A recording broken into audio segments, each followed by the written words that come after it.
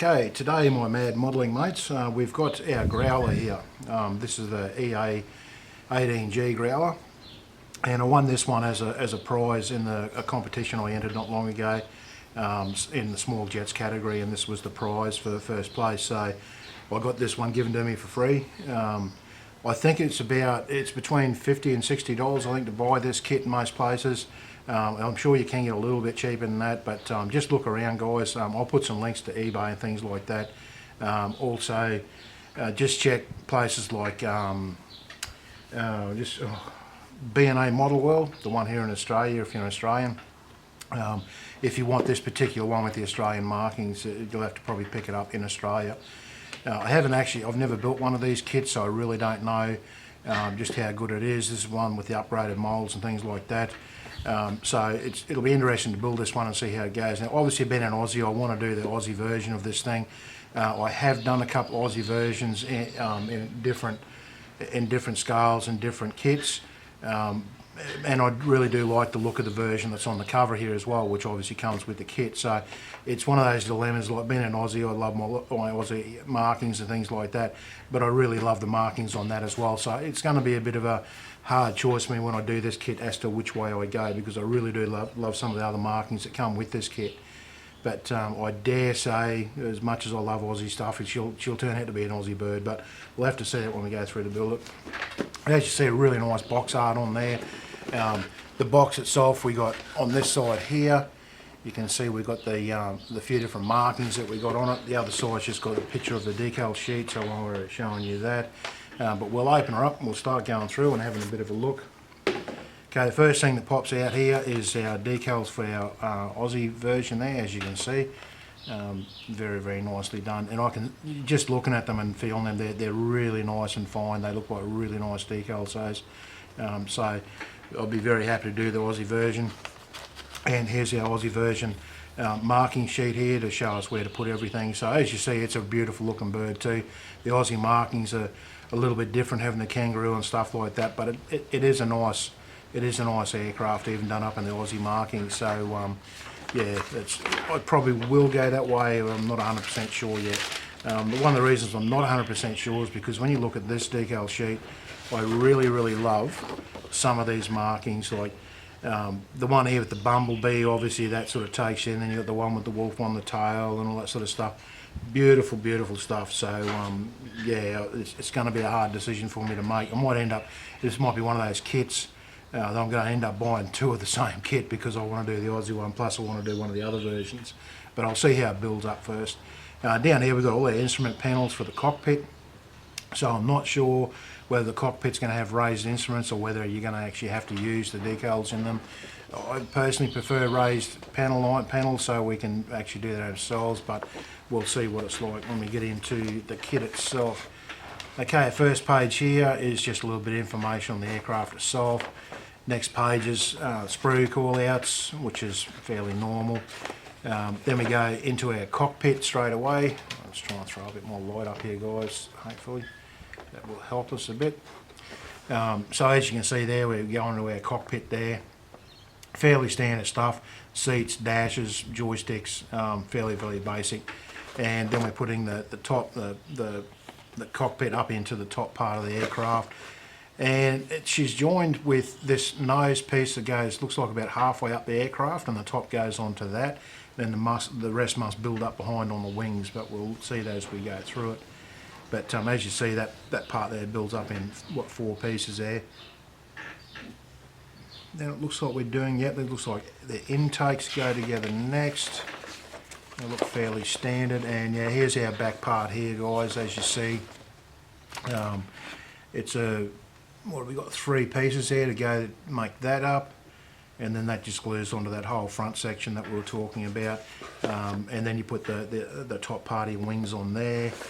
Then we got our blades on the back, our fins on the back, a couple little details, a few more little details going on there. So it's a fairly basic build. It looks like it's going to be a fairly quick and simple build, and this is probably the part that, if you're going to have trouble, this will be the trouble. I know with these other aircraft and other kits I've had, the landing gear is fairly subtle on these aircraft, and depending on the way they're engineered and put together in the kit, it can be a little bit of a delicate situation getting them in there without them wobbling around, and get them nice and set so they don't break off every time you move it. And we've got our flaps for our wheel doors and stuff like that. A few more little details going on, our start of our armament rails and things like that, guide rails. Then we got, like, obviously our fuel tanks, bombs, all that sort of thing going there. We've even got a little ladder by the looks of it that goes with this, which is a nice touch. I love it when they throw the little ladders in there. Our canopy going on there. And it looks like that may be the last step, yep. And then we're going into our different markings. And this is the one with that I was talking about with the bumblebee on the tail. This looks like it's a beautiful looking machine. Plus you've got the fuel tanks with the Rampage sign on there and all that sort of thing. That looks like a really nicely marked aircraft, that one. I've seen pictures of it, looks really nice. But honestly, all of them in this kit are really, really nice. So yeah, it'll be a tough choice when I go through it. And as you see, there's what we got there, 3, 4, 5 different sets of markings that we can do this in. So that's really great to have all those options there. Righto, so we'll start off on our first sprue here, guys. I'll just quickly open the packet up off camera so I'm not boring you cutting with a blade. And I have got a decent blade in the knife this time, which is unusual for me. Normally got old blunt blades hanging around, which we've got our clear parts in this bag here, a separate bag, which was inside that bigger bag. And let's have a quick look at those. And they look nicely moulded. I can see there a little bit of distortion through the plastic there. I can see there's a bit of distortion. They may be a little bit thick. But once you dip them in the future or something like that, clean them up or polish them up, they'll be fine. Really nice distinct canopy markings and that on them, so they'll be easy to mask. But yeah, they look quite alright for what we're going to need. And now I'm going to look at some of the detail on the kit itself. Looking at the panel lines, and they look pretty good, because you've got to remember this is 48 scale. They may be a little bit wide, actually. To be perfectly honest, I think they may be a little bit overdone. They're not terrible, but they're not the best I've seen either. They could be a little bit finer, to be honest. Looking at all the detail up in the wheel wells, that's really nice. They've added all that there. But all the panel lines are there. They're all in the right places. You've got some nice riveting going on there. Seats got some nice detail going on with the seats there as well. I can't see any flashing. Actually, I lie. I can see a little bit off the nose, a little bit around that part there, but that's the only pieces I can see. Everything looks fairly clean. It's only these couple of pieces over in this corner that got a bit of flashing on them. And it's not severe, it's only minor stuff that won't take much to clean up. I'm not sure what these 2 little parts are in here, 3 or 4 of them actually, little round parts there. And they're joined on both sides, so when you take those off, they're going to be a little bit tricky to clean up, being so tiny to hang on to clean up where you cut them away. But that's one of them challenges us modelers face. Injector pin marks are all in nice places, like hidden away. Once you put it together, you won't see them. They'll be all well and truly hidden. So that all looks quite nice.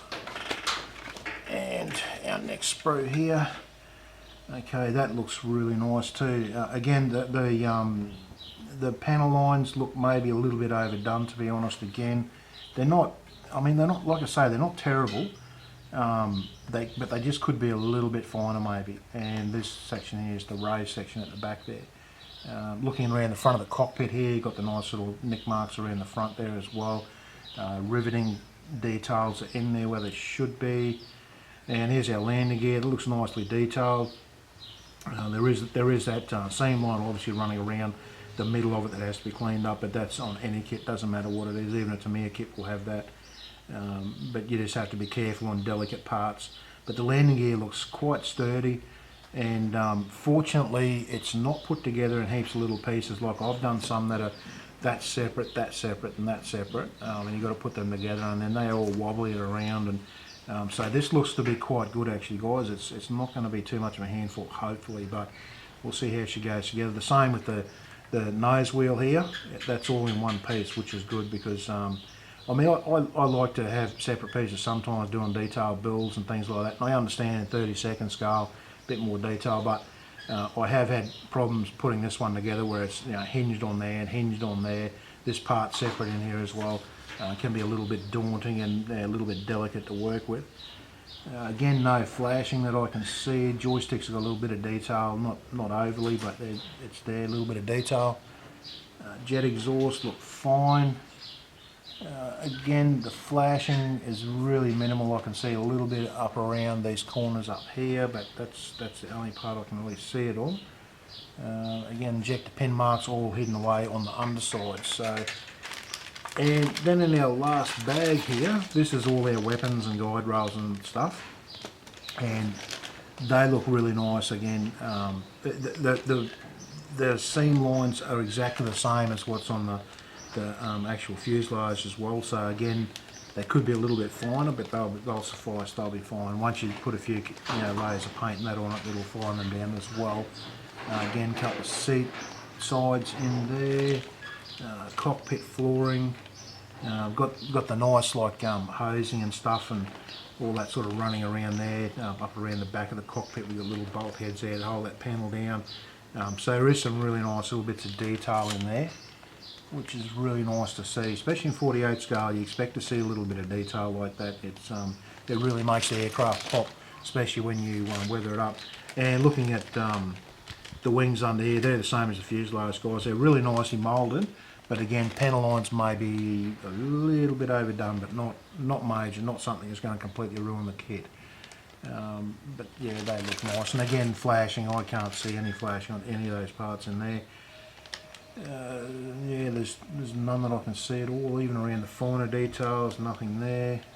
Again, injector pin marks all be in places where you're not going to see them. They'll be well and truly covered up. Fuel tanks have got the nice little filling holes and things like that all in the right places. So yeah, it looks nice. And missiles there, fairly delicate, and they've got the separate blades to put them together.